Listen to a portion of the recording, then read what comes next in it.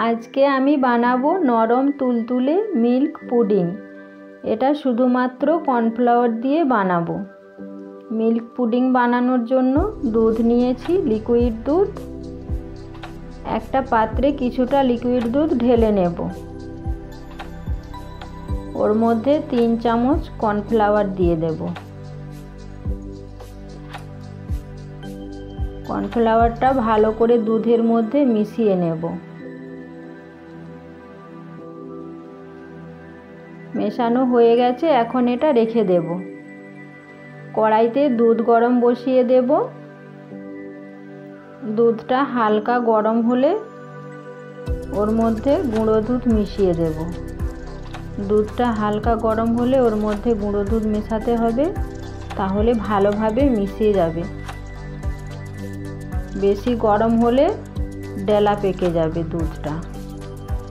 ভালোভাবে মিশিয়ে নিয়েছি। ওর মধ্যে চিনি দিয়ে দেব। চিনি দিয়ে আবারও নাড়তে থাকবো।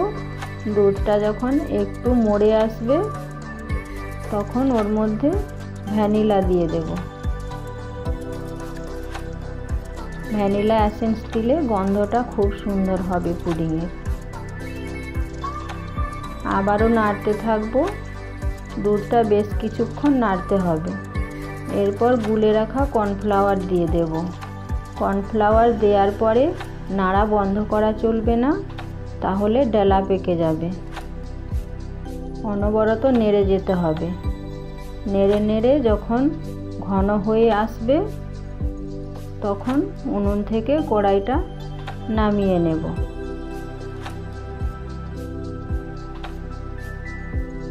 উনুন থেকে কড়াইটা নামিয়ে আবারও কিছুক্ষণ নেড়ে নেব।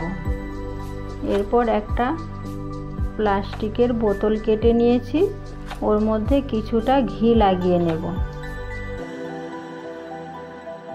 সামান্য পরিমাণ ঘি লাগিয়ে নিয়েছি। ওর মধ্যে দুধের পুডিংটা দিয়ে দেব।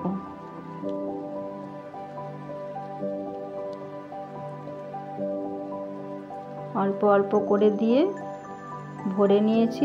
এরপর একটু ঝাঁকিয়ে নেব। এটা এখন ঠান্ডা হওয়ার জন্য রেখে দেব। 10-15 মিনিট পর এটাকে একটা প্লেটের মধ্যে উল্টে নেব। ভালোভাবে ঠান্ডা হয়ে গেছে। এর মধ্যে ঘি লাগিয়ে রেখেছিলাম, সেজন্য ভালোভাবে পুডিংটা বেরিয়ে এসেছে। এখন কেটে দেখাবো আপনাদেরকে পুডিংটা কেমন হয়েছে। দেখুন কত নরম হয়েছে আর কত সুন্দর তুলতুলে হয়েছে, আর খেতে তো অসাধারণ হয়েছে। আপনারা চাইলে একবার বাড়িতে বানিয়ে দেখতে পারেন। আমার রেসিপি যদি আপনাদের ভালো লেগে থাকে একটা লাইক দেবেন আর আমার চ্যানেলটা সাবস্ক্রাইব করে দেবেন।